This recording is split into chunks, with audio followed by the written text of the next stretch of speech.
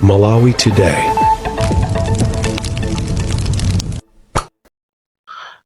Ine ndine Comrade Ntanywa wa Limpopo FM amene ndimabwera ndi programu ya Nkhanga Zaona. Ndimafuna nditsutse zinthu zina zimene zikuyenda pa masamba a mchezo zokhuzana ndi programu ya Nkhanga Zaona kapena Limpopo FM. Ifeyo Limpopo FM tilibe page ya Facebook. Limpopo FM tilibe page ya Facebook. Tilibe page ya Twitter.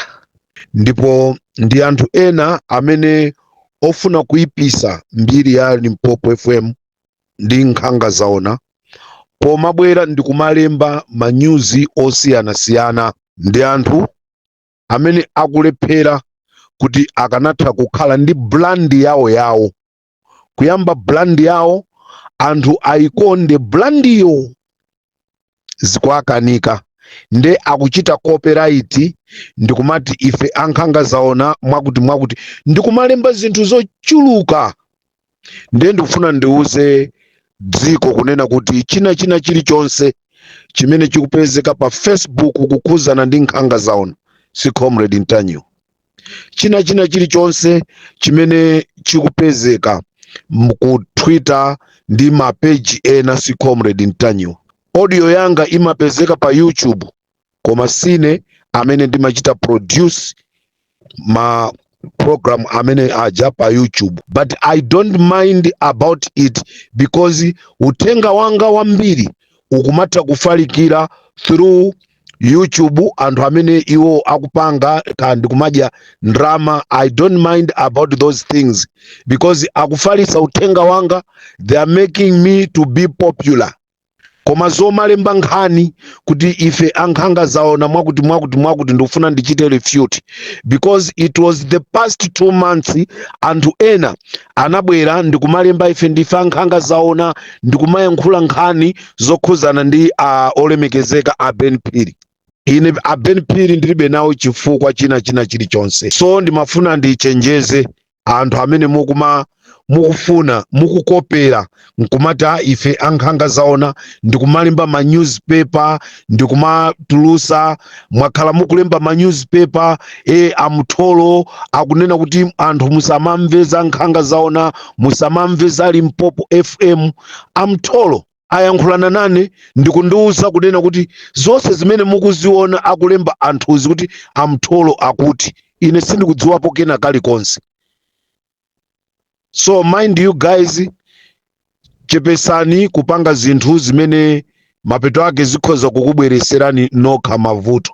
Ine sinimamsaka munthu, sinizamsaka munthu, ine ndamene ndimasakidwa ndi anthu.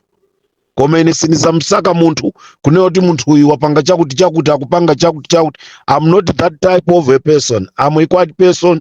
Ndikakhala quiet, I know what I'm doing. I'm doing my own research. Ndimabwera ndima program anga through my own research osati kuchokera kwina. Nde ndimabwera ndikupanga program yanga ya Nkhanga Zaona anthu azidziwa zona zake zenizeni. Amene yoyo ndiye Comrade Ntanywa. So when I'm quiet, chiripo chimene chandipangisa quiet is either I'm sick, is either I'm busy with something else. Chifukwa ena amayankhula Nkhanga Zaona athawatu commission of inquiry ayi timapereka mpata kuti anthu aja aziyambe. Sitimafuna kusokoneza iyayi koma timafuna tipereke mpata anthu aja inquiry aja aziyambe. Akaziyamba zikafika pa nthokomera ndefe tizibwera sopano. Tinaziyambatu ife zimene zija za ngozi ya kuchikangawa. Tinaziyamba ife. Tinauza Malawi ndege ya sowa. Tinauza ndife pa Limpopo FM. Tinauza ndife kunena kuti anthu mundege muja palibe wapulumukamo. Mmene mtsogoleri wakale wa dziko lino amabwera ndikumalengeza it was too late. Anthu atadziwa kale.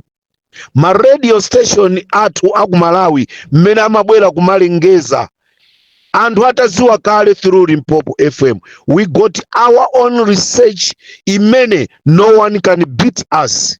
So ndofuna ndinene kunena kuti anthu the first people amene anakapezeka pamalo angozi aja, we will bring them to public.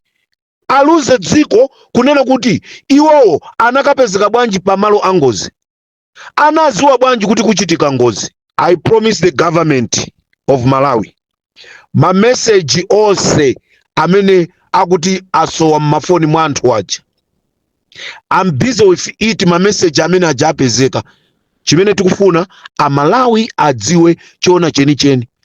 Ma message amene anadelitidwawo anali ma message amtundu wanji, tufuna Amalawi adziwe. We are busy at Limpopo FM, we are not sleeping.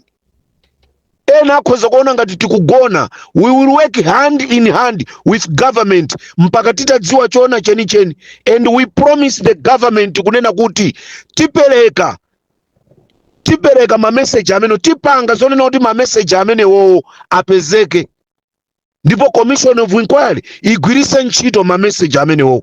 Ngati wina akuona ngati kunena kuti tithawa, palibe kuthawa, ntchito imene tinayamba timaliza. Ngati Mulungu amene analenga kumwamba ndi dziko lapansi ali ndi moyo mpaka lero, the same Mulungu atithangatira ifeyo kuti Amalawi adziwe chona chake chenicheni.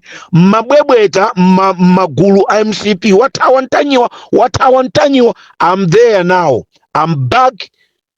Okoza azikoza, ozinyera azinyera, kaya olira azilira, othawa azithawa. Koma Amalawi adziwe chilungamo. Tikufunanso Malawi musazachitike zopusa zimenezi. We don't want any type of party, ka kind of party, chipani cha mtundu wina uliwonse kuti chizikhala ndi maplani omafuna kumapha anzawo. Kamene kakakhala koyamba ndi komaliza, tufuna anthu amuzipani atengerepo phunziro. Ndale sikuphana iyayi, ndale sikuphana. So this time around wina athawa, wina asanza. Pali nduna zina za boma lakale zinathawa kupita ku maiko ena, ife tikazisokolosa kumene koko. Abwere azankhe mlandu. No matter what, ka wina ali mboma koma ali related ndi nduna yakale imene inathawa, ka pali maubale anji, zimene zonse ife sitizilola. Chimene tikufuna dziko la Malawi lidziwe chona chenicheni chimene chinachitika ku Chikangawa, and tikufuna tipeze amene anayambisa zinabwera chifukwa chani. Chifukwa Malawi wina aliyense amadziwa kunena kuti izi zinabwera chifukwa cha mgwirizano. Izi zinabwera chifukwa cha mgwirizano. Ine ndisogola zaka 5, nzangawe uzabwera zaka 5. Ena sanafune kuvomereza zimene zicha. Timamva anthu akunena iyayi ife mgwirizano umenewo ife sitikuziziwa, mwakuti. Ngati kuti dziko povotera linakavotera chipani chimodzi, anthu anakavotera zipani 9, chipani china nkukakamira kunena kuti iyayi ifeyo ndifeyo. Nde Amalawi omwaja anabwera unoti tiyeni out.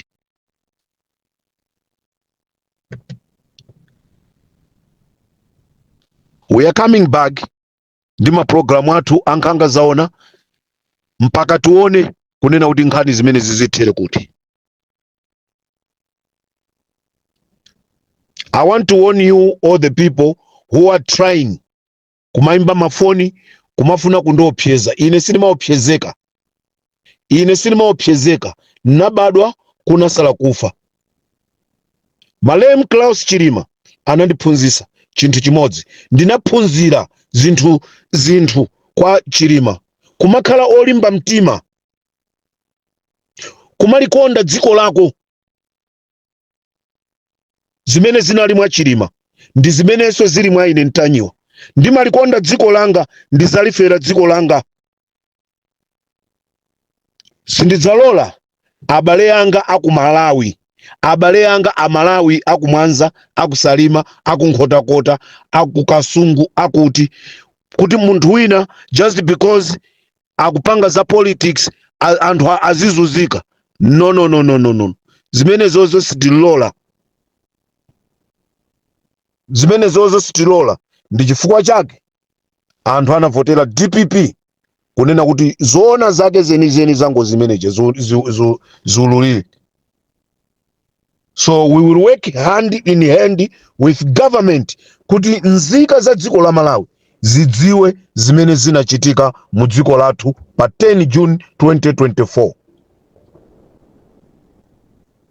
Utenga wanga upite kwa akubanja nonse. China chilichonse, information ina iliyonse imene muli nayo, don't hide it. It's very unfortunately kunena kuti there's some few families they are trying kuti azibisa ma information just because they receive money.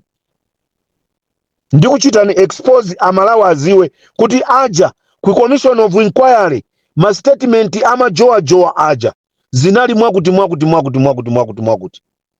The real friend of Malemu Chilima sangabisa information ya imfa ya Chilima. Mbale wake weni wa Chilima ndi munthu amene angakhale woyambirira kukhala wolira kufuna kudziwa chona cheni chimene chinachitika pa mbale wake. Ku commission of inquiry you need also to be careful. Ngati wina watenga ndrama kumeneko kutibweraso ti auza Malawi kunena kuti akuti analandira ndalama ndipo anakalandirira kwakuti. Tikuchita ni expose dziko limene tikukhalamo lero si dziko lonena kuti tizikhala ndi mantha ayi. Tizinena chilungamo. Endi panopa we need to concentrate ndi nkhani ya Chilima. Pasapezeke ena kumabwera ndi nkhani ena akunena kuti iya iboma likuononga ndrama zimenezo za amanu. Ndrama zikuononga bomazo ndi za amanu. Boma ligwire ntchito. Ajano choka anaba mabilioni. Awa kugwirisa ntchito ndramazo kuti tidziwe zona zenizeni. Endi ngati ndrama zikuperewera aboma mutengeso ndrama zina muonjezere pa commission of inquiry chifukwa amalawi akufuna adziwe chona cheni. Tisalole kuti munthu wina azibweresapo zinthu ma demonstration kukalonga mwakuti cholinga aphipirise nkhani ya commission. Iyi ya commission of inquiry imene ivutirako palibe munthu amene atayiphiphirise.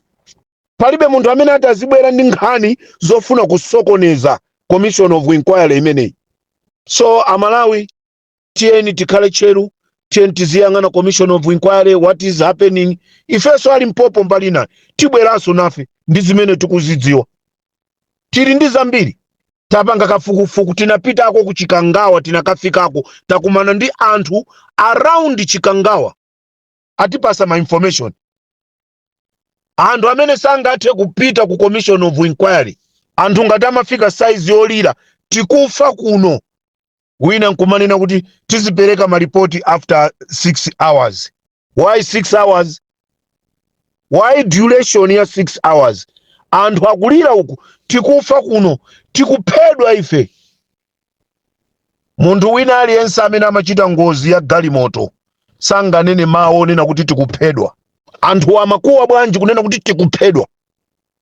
Tikufa kuno, ndege ikagwa yagwa pata zathera pompo.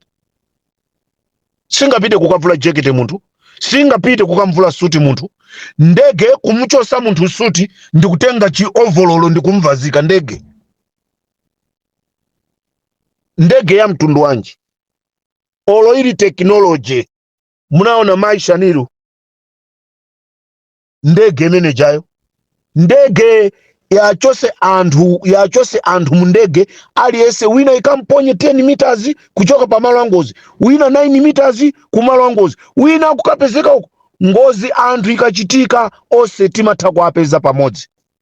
Tikhoza kumpeza mwina mmodzi ana galimoto ngati inatembenuka kukamponya koteroko, but the rest of the people tiapeza galimoto momwemo. How come anthu aja wina ukapezekapo ndi anthu akuti amalawi akufuna adziwe chona chake cheni. This is the time imene amalawi adziwe chona cheni.